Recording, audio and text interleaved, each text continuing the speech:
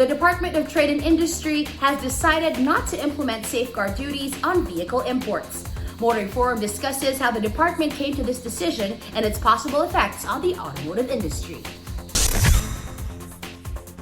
Back in February of this year, the Bureau of Customs began implementing provisional safeguard duties in the form of a cash bond amounting to 70,000 pesos on imported passenger cars and 10,000 pesos on imported light commercial vehicles. This was after the Department of Trade and Industry, or DTI, determined that the petition filed by the Philippine Metal Workers Alliance seeking to protect the domestic motor vehicle manufacturing industry from a surge in imported vehicles warranted the imposition of provisional safeguard duties. Back then, DTI Secretary Ramon Lopez said a delay in the imposition of safeguard duties in the form of cash bond could cause substantial injury to the local auto assemblers. The provisional safeguard measure was to take effect for 200 days from the issuance of an order by the Commissioner of Customs.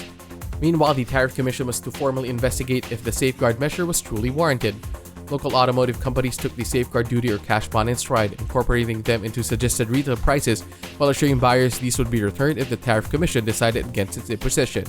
Others absorbed the cost of the bonds, knowing these would be recouped if the Tariff Commission decides against the safeguard duties. After investigating the case, the Tariff Commission issued a report recommending not to impose the safeguard duties. The Commission said its investigation showed that completely built-up or CBU passenger cars and light commercial vehicles were not imported in increased quantities during the period of investigation, making the determination of serious injury to the domestic automotive industry moot and academic. The DTI duly ordered the dismissal of the petition for safeguard measures on the importation of passenger cars and light commercial vehicles. It also ordered that all cash bonds that have been imposed and previously collected on shipments of imported vehicles which entered or withdrawn from warehouses from February 1 be returned to the parties concerned. In its report to the DTI, the Tariff Commission also detailed the possible effects of not imposing safeguard duties on vehicle imports. It indicated that the petitioners, in essence, workers in industries dependent on the success of the domestic auto assemblers, stand to benefit from government-led programs meant to encourage the growth of the local auto industry, like the Corporate Recovery and Tax Incentives for Enterprise or CREATE Act and the Comprehensive Automotive Resurgence Strategy or CARS program. The Tariff Commission pointed out that such programs will continue to run and the benefits reaped even without the safeguard duties.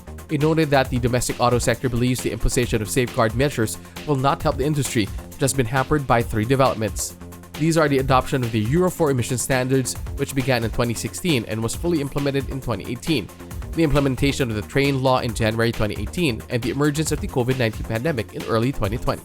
The industry believes safeguard measures won't help it overcome those challenges but will only serve to raise the price of imports. The Tariff Commission said that without additional import duties, sales of the domestic industry would improve since customers will not be discouraged by increased prices of imported motor vehicles. Improved vehicle sales will help boost economic activity, which in turn will provide more opportunities for employment in the automotive sector. Imports will also foster competitive discipline and discourage possible abuse of market power, as consumers will have the option to choose between local and imported motor vehicles. The Tariff Commission report said the continuous improvement of road network, especially in Mega Manila, Metro Cebu, and other major economic hubs nationwide brought about by the government's Build program, can drive up demand for motor vehicles. This will put local car makers in a better position to produce more and innovate. Growth will likely attract other foreign producers to invest in the country and generate jobs in the industry, as well as in allied and downstream sectors such as parts and components makers. The automotive industry has shown signs of rebounding from the effects of the COVID-19 pandemic. It is hoped that removing the cash bond or provisional safeguard duties on vehicle imports will help hasten that recovery. That's our Motoring Forum this week, courtesy of Suzuki Philippines.